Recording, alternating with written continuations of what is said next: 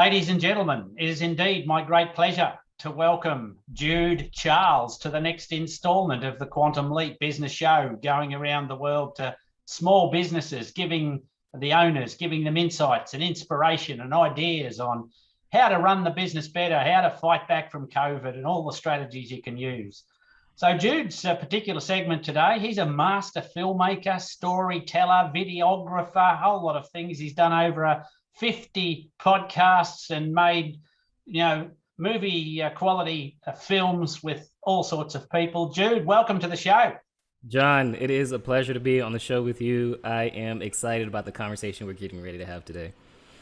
Now, you've been working in the same business for 15 years, pretty much, not too long after you came out of school, bringing businesses' lives or the story of the business or the story of the owner to life. You call them docuseries. Can you share an outline of what that's all about?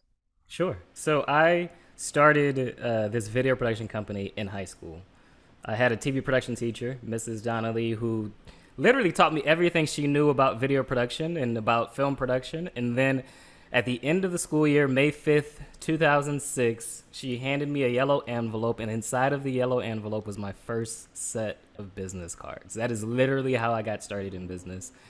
You asked me about docuseries and what that really means. It means that I create stories, I follow the entrepreneur, and I create these stories that show you who they are, what they're about behind the scenes. It's not just about the thing that they create, but who they are as a leader. So for example, I literally 2 days ago was filming with an entrepreneur. She runs a consulting firm. She's a business coach.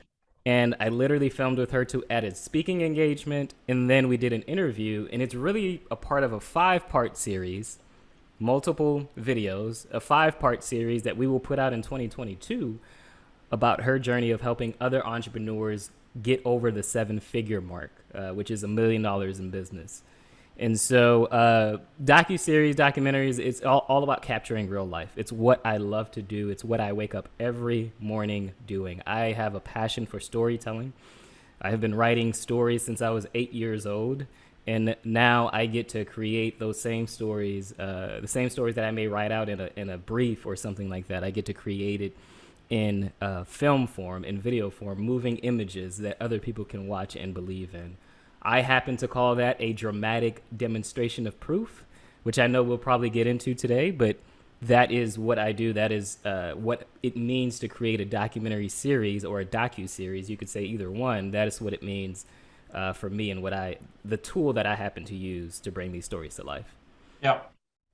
Jude, I'm reasonably critical and outspoken on the school system these days, mainly because a lot of the young people coming through nowadays have surprisingly come out with very few social skills and no business skills, which is really startling for me. And my contention is part of the reason is that a lot of the teachers out there don't have any real skills. They've learned it mostly from a book, and there's no business people that are perhaps retired or whatever that are giving up their time to go back and work with young people, giving them practical implementation rather than theory. But you were always different. You knew exactly what you wanted to do from a very young age. Tell us about that. Sure. I don't know that I knew exactly what I wanted to do. I think what Mrs. Donnelly did for me is she sparked an idea in my mind that something could be done differently. And that was always what I was looking for. I am the youngest of 10 children. My parents are immigrants. We live in the U.S., but my parents are immigrants from the country of Haiti. And for everyone in my family, it was always go to school, get married, get a good job, and that's life, right? Like, that's the dream. And I always, because I was the youngest and I'd seen what my brothers and sisters had done, it was just like, there's something different here. That's not life for me. I don't think that school, although I was good in school, I just didn't think that it was the only option, the only route that I would need to go to college or go to university. And so for me, it was just about that. I think, honestly, I've always been a little rebel at heart. And so when Ms. Donnelly put that thought in my mind, and she said, Jude, you're really, really talented at this. You should start a business. When she put that in my mind, I think immediately it was like, okay, maybe. But I didn't know what it meant to be an entrepreneur, right? And so the following day is when she handed me the business cards, and it was that gave me the courage to say, okay, I could do this, because I was naive enough to think that all I needed was business cards in order to be able to run a business and be successful, right? Yep. But it was the beginning. It was the impetus of going to the next step and actually saying to other people, hey, will you pay me to film? At that time, it was like birthday parties or small weddings, but will you pay me to film your story, to bring your story to life? I think that's what it was for me. It was just, here's a different way to go about life. Yep. Yeah. So, yeah, you certainly weren't born with a silver spoon in your mouth, and there's a lot of people that were probably born under the same circumstances. And sadly, there's so many people around the world that are in deprived situations. What brought you through all that? There was almost a sliding door moment. How did you come through that? It certainly wasn't luck. No, not at all. I think I alluded to it. The first 5 years in business, I completely failed. Truthfully, I struggled to make money because I didn't understand the marketing and the sales of business. I knew I was talented at filmmaking, but how do I get an entrepreneur, or how do I get another person to believe that the skill that I had was important to them? It was important to what they may want in the future.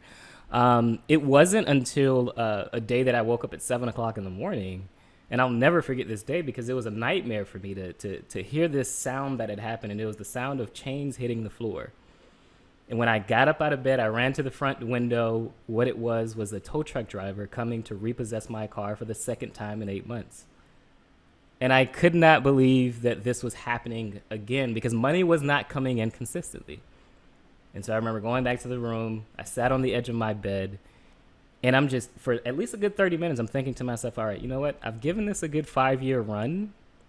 Maybe this isn't for me, right? Maybe my parents are right that I need to actually go to school and get an education in order to make good money.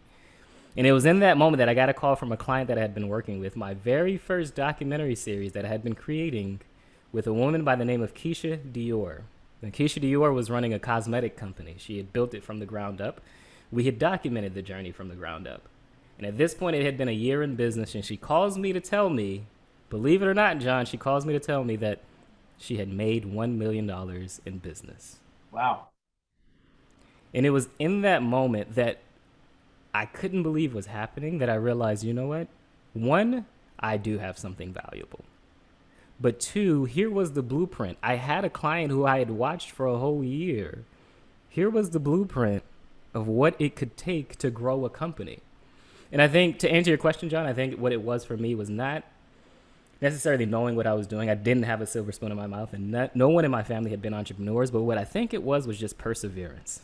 It was the relentless heart of not giving up and trying to pay attention to the little details, like my client making $1 million, to go back to the drawing board and say, okay, I did something right. It may have been accidental. How do I repeat it? Yeah. How do I repeat it? And it was that was kind of the turning point that helped me continue to grow this business and continue to, 15 years later, to say, I am running a successful business, a business that I love, and that I no longer, think about, oh my gosh, I'm not built for this. Yep. Yeah, I think it was someone like Edison. I don't know, he invented 1,000 different things. So, whoops, sorry about that. I thought I'd turned this off. My apologies for everybody. No worries. So let me just do that again. So, Edison said something about someone asked him. They said, "Oh, you've been successful. You've invented 1,000 different things. What was your reason for success?" He said, "I failed 100,000 times." Exactly. And I think, honestly, John, it's not, as you continue to evolve in business, I think you always get to this point where it's like, I need to change something. Something's not working. In this season of my life, something's not working and I need to change it, right? And I think for me, it was that I was blessed that I started at a very young age. I was 17 years old. So by the time that 5-year market came up, I was 22 years old. And so I think I was blessed enough to start early and to still have a, quote unquote, childlike mentality, and to still have that heart and grit to say that I'm going to pull up my sleeves and continue to do this the way I know how. Like, I'm not going to give up on my dreams.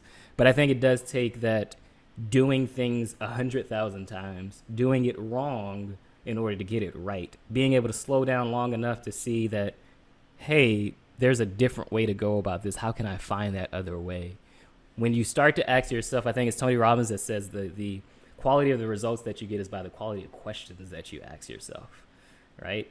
I could have easily, in that moment that Keisha Dior was calling me to tell me that she made $1 million, I could have easily took the bitter route, because here's context, John.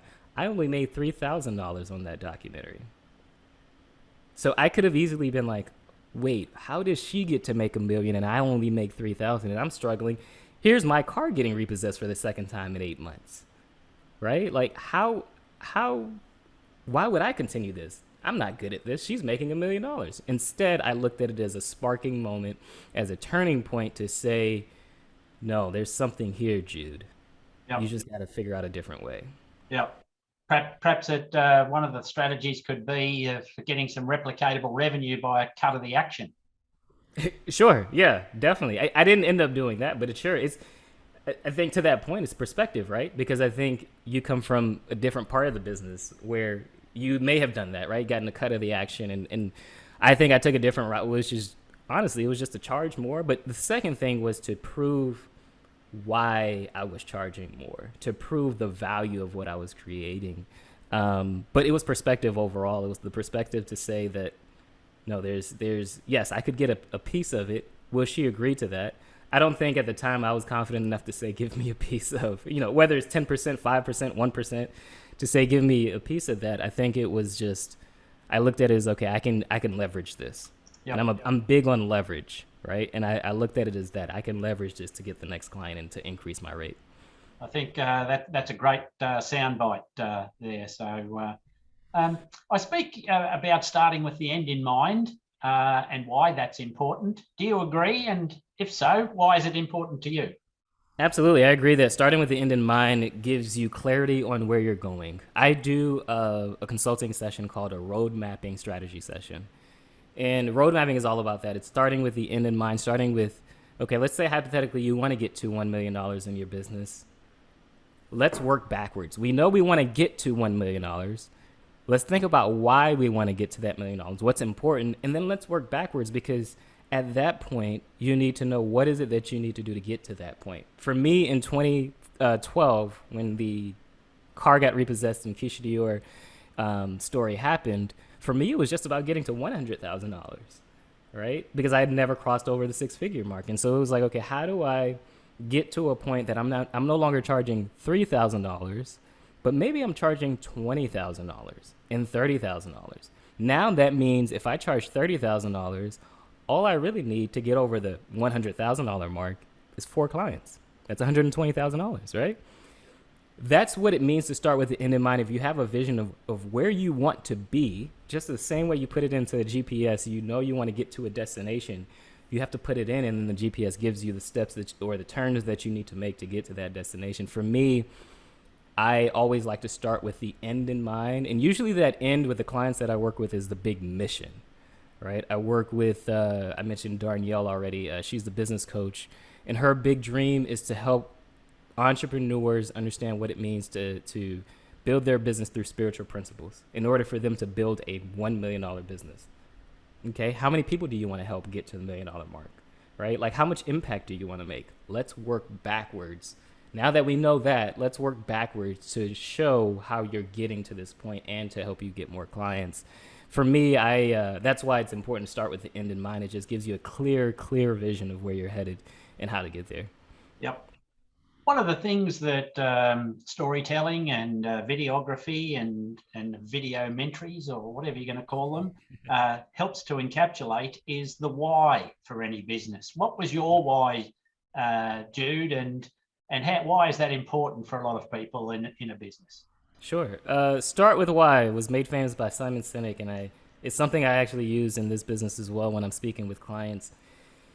It is important to understand your why because, truthfully, without it, no one will really care. Business, yes, everyone wants to make money. That is not a secret. We all want to make money, but there's something deeper. For each and every person, there's something deeper. My why when I first started was to make money until I realized, I think later on, I realized like the impact that I was making through storytelling and how it would help people believe and transform their own lives. And so my why is that it is to help entrepreneurs and to help leaders leverage the power of storytelling to transform lives. And I know that is my skill, that is my superpower, that I am able to see stories in a different way than most people can see it. And for me, I think why is always important, because just like I alluded to, like with the starting with the end in mind, there's obstacles that get in the way.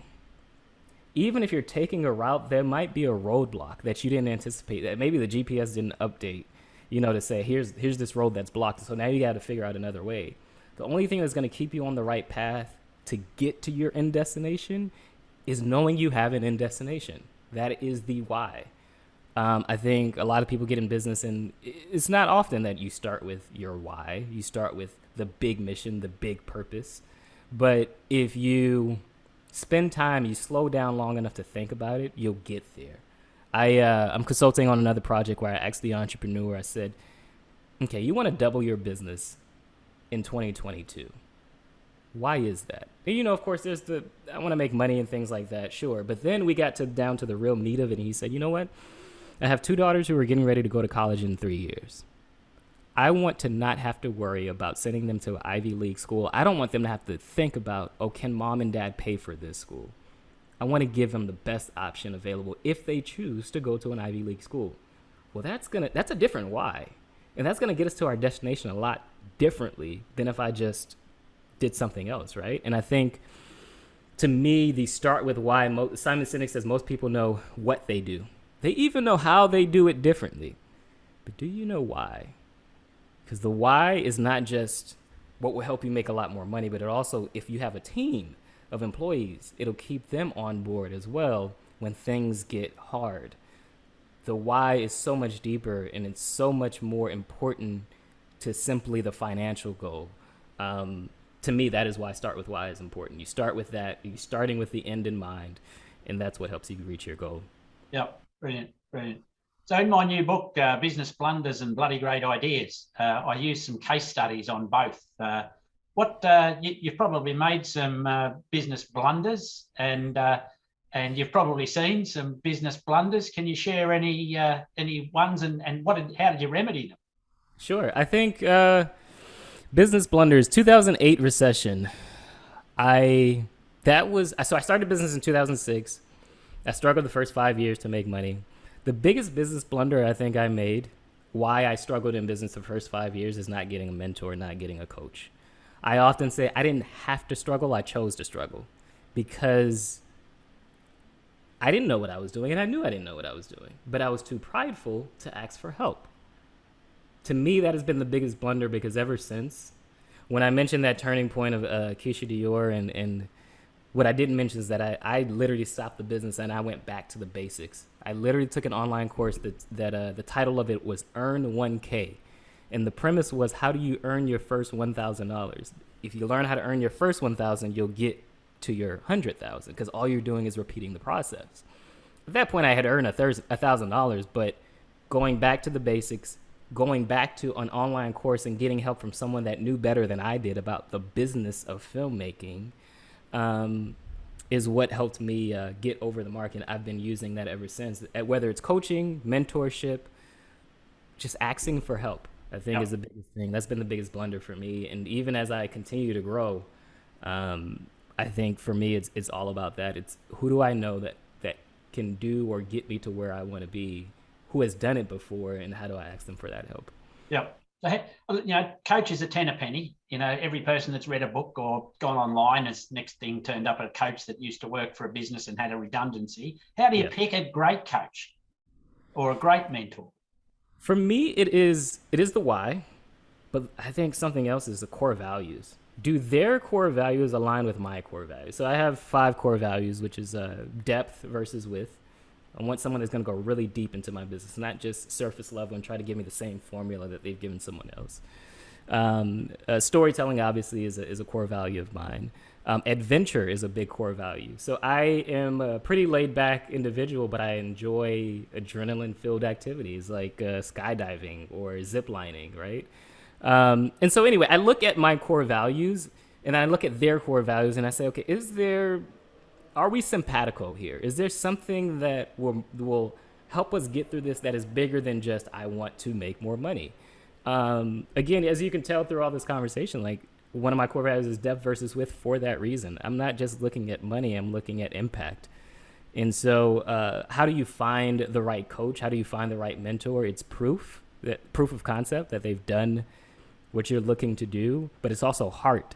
Do they have the same heart that you have in order to build this relationship? Because that's really what it is. It's not just coaching, it's a relationship. Are they really able to help you get to that next level? I remember I actually had a client who was an inadvertent mentor. He ran an interior design firm. It was the project that I took on immediately following Keisha Dior's project. And I remember that I was scared to do the pitch to him. I was going from charging $3,000 to $15,000.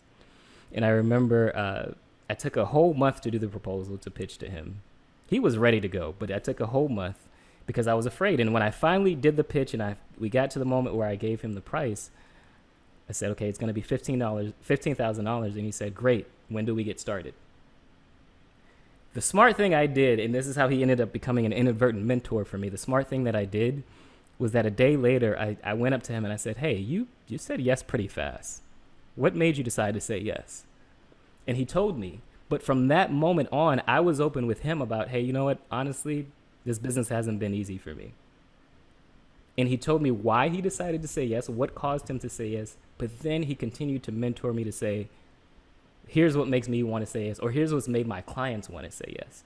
I've used that, but it was because I was willing to be vulnerable with him. And because he didn't take advantage of it, he didn't say, oh, you don't know what you're doing. He believed that he knew that I knew what I was doing, but he also understood from his own blunders. He also understood that, hey, he's a creative like I'm a creative. He just didn't understand the business side. Let me at least teach him a little bit about the business side. I tell that story because I think the one thing that people, when they're searching for a coach or they're searching for a mentor, the most important rule on both sides, be vulnerable.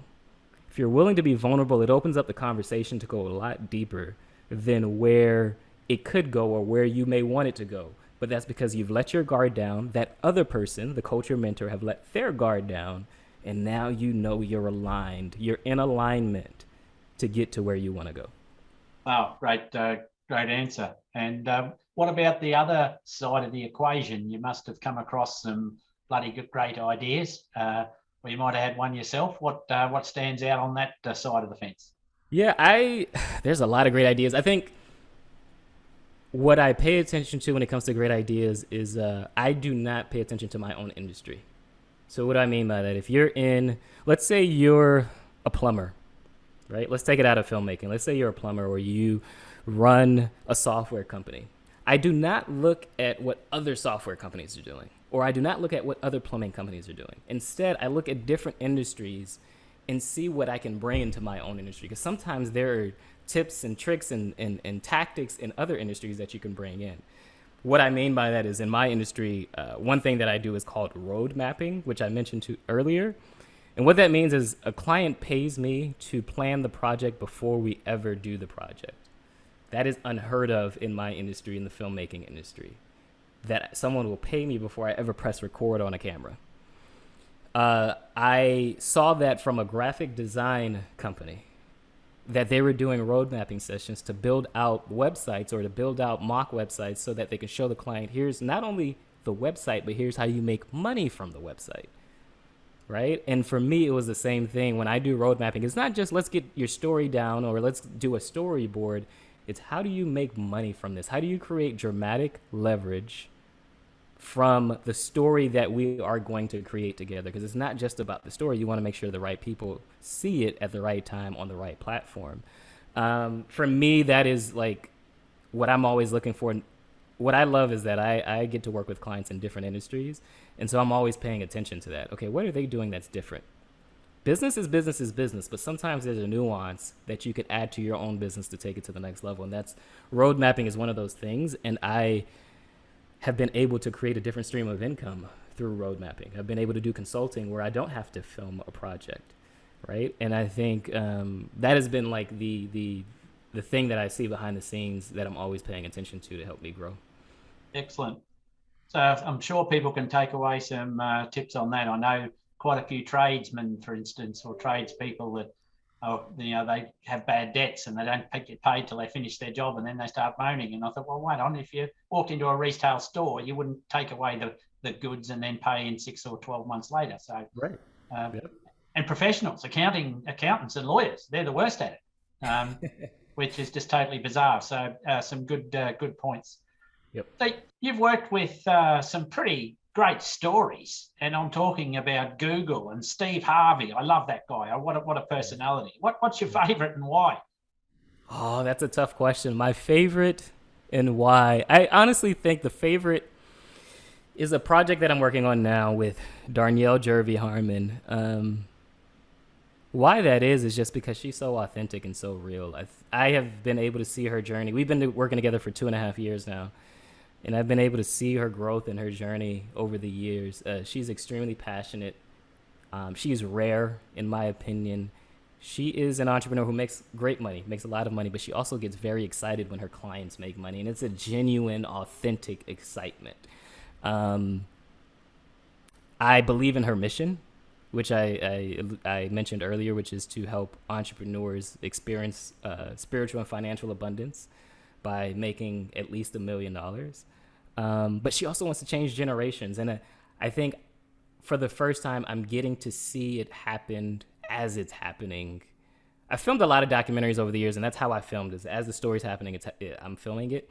But I think what's different about her journey versus the Steve Harvey journey is that by the time I got to work with Steve Harvey, the story we ended up telling about him being homeless at one point had already happened, right? And I didn't get to see that. I think what I'm getting to see with Darnielle's docuseries is that she literally wants to change generations and change family lines. And I'm seeing it happen because I'm going into these homes with the entrepreneur and their families and seeing their children go off to college and seeing them create trust funds for their children.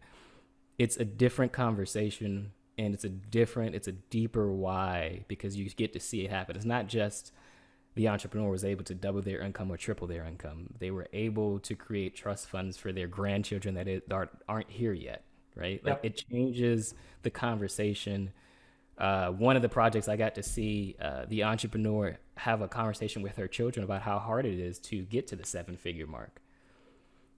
When you're able to change the conversations you're having with your family, with your kids, who aren't even entrepreneurs yet, but they get to understand here's why mom and dad are doing what they're doing for us.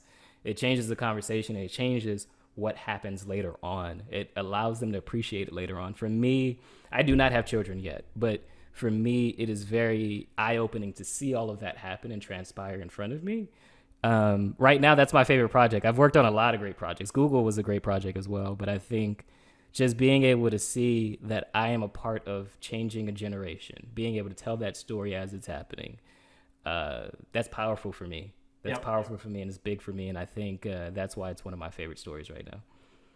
I was bowled over by the quality of your productions, and I'm talking about, these were super cinematic replications which were brilliant.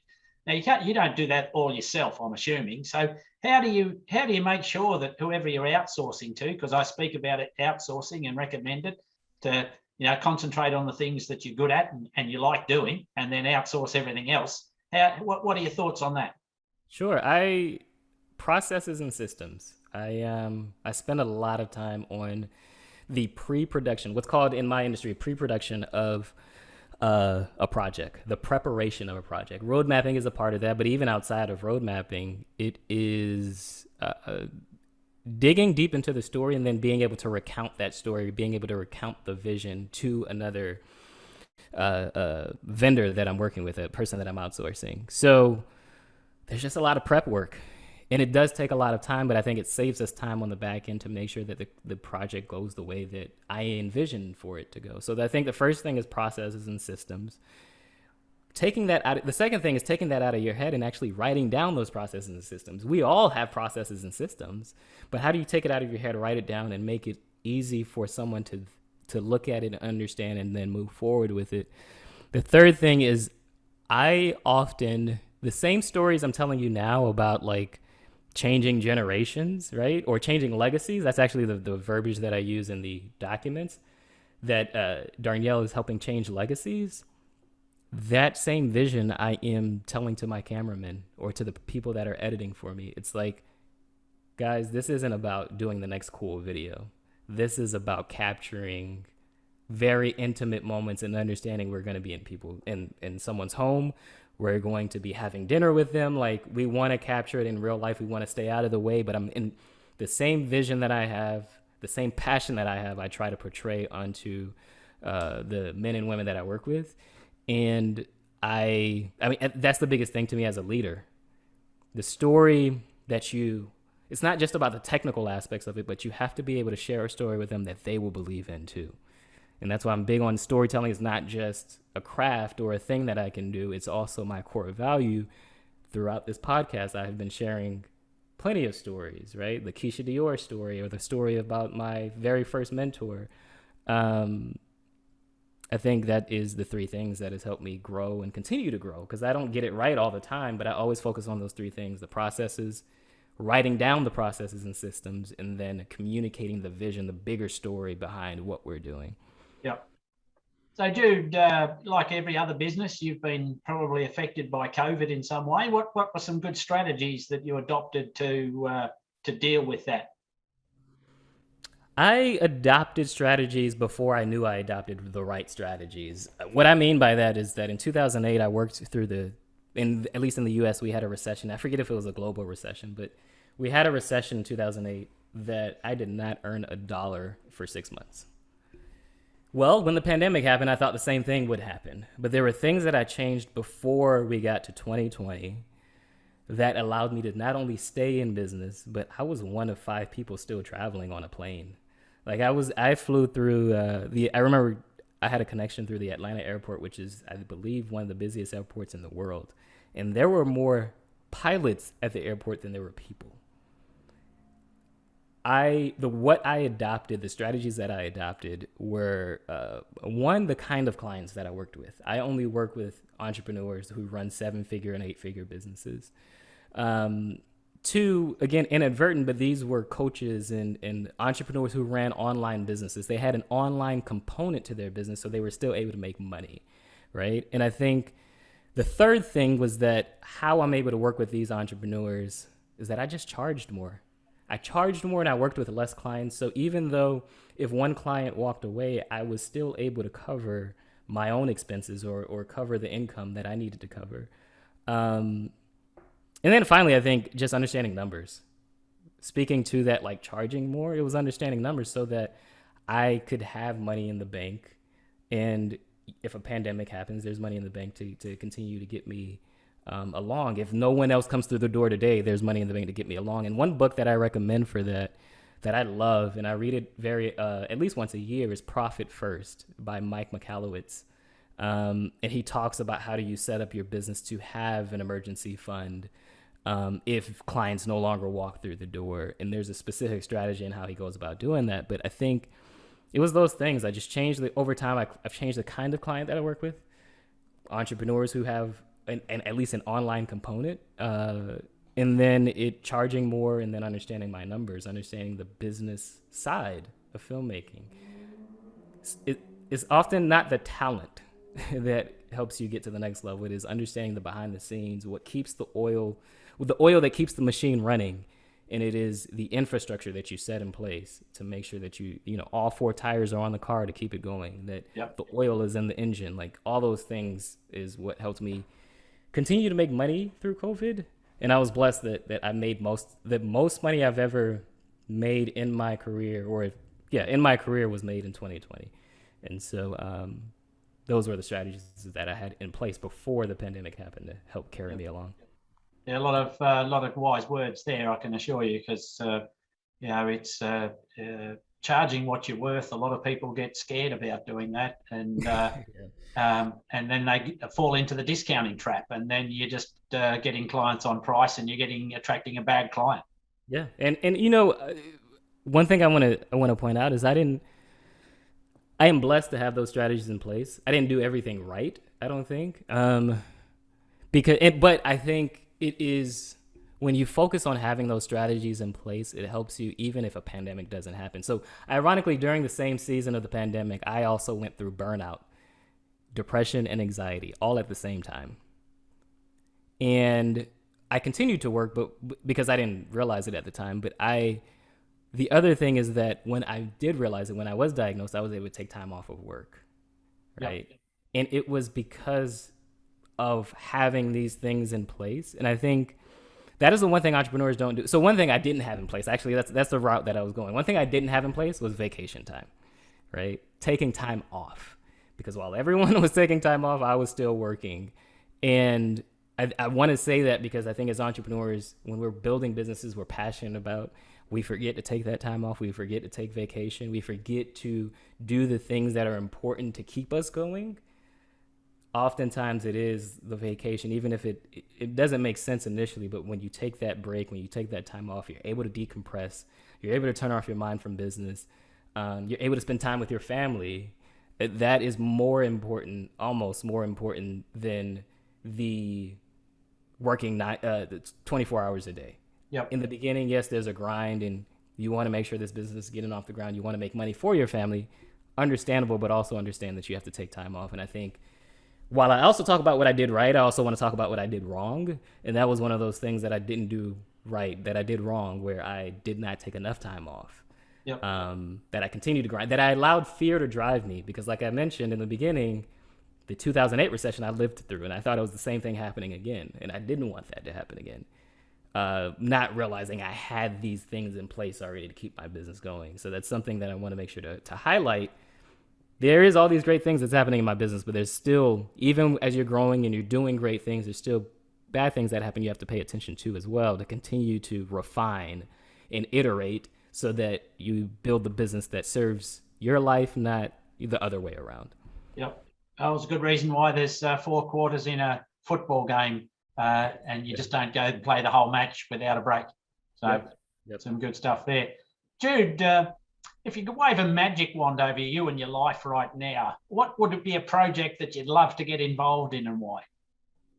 Oh, that's a great one. So last 15 years, I have been able to bring entrepreneur stories to life. I think what I often think about the next level for me is if you've ever watched Netflix and watched a show called Chef's Table. They're on 6 seasons now, but they document these culinary chefs from across the world and how they've become these big chefs. I would love to do a project like that where it's entrepreneurs around the world who have built big businesses. Like I often say, think about what it would be like to see the behind the scenes of Jeff Bezos building Amazon. Forget whatever you think of Jeff Bezos, but the fact is that he built a great business. Or seeing behind the scenes of Elon Musk building SpaceX and I think there's 5 companies he's building at the same time. Like being able to see the behind the scenes of that, I think there's more value to that. If we could show the heart of entrepreneurs and not just they're making a lot of money or they're doing disrupting things. Who are they when they're at home?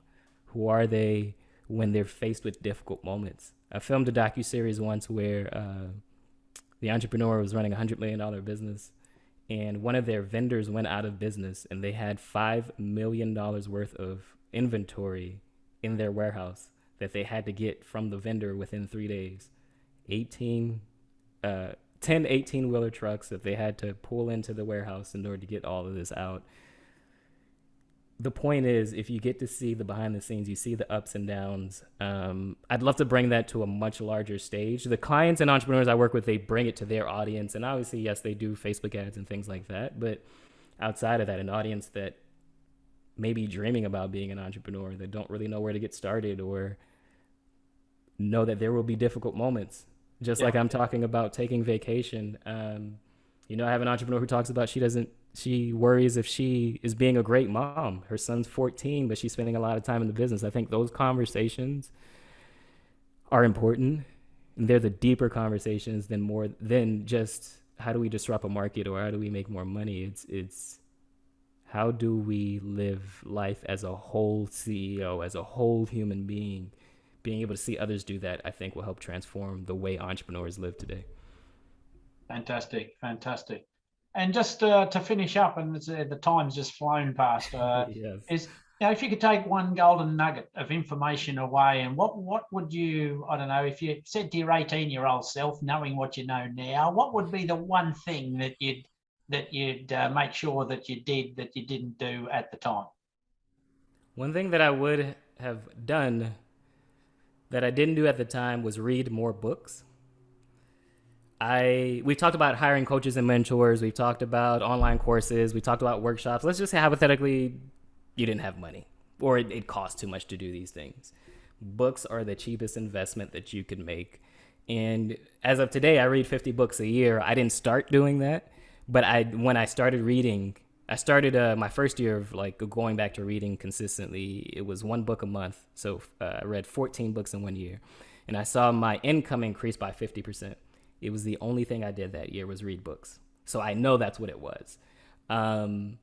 Since then, like I said, I'm now at a point where I'm reading 50 books a year. But I think even if you don't have any money, no resources, no internet, read books consistently, because you'll get access to coaches and mentors that you wouldn't have access to. You'll get strategies and understand the behind the scenes of businesses in a different way that you wouldn't understand it before. I happen to do it in documentary form.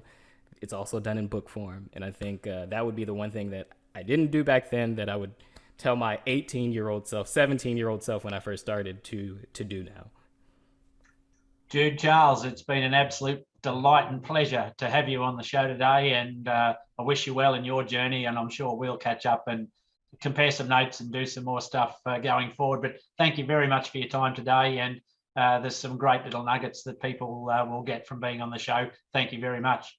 John, thank you for having me. Time definitely does fly. I didn't realize that went by so quickly. I'm grateful for the time and grateful to share my story with your audience.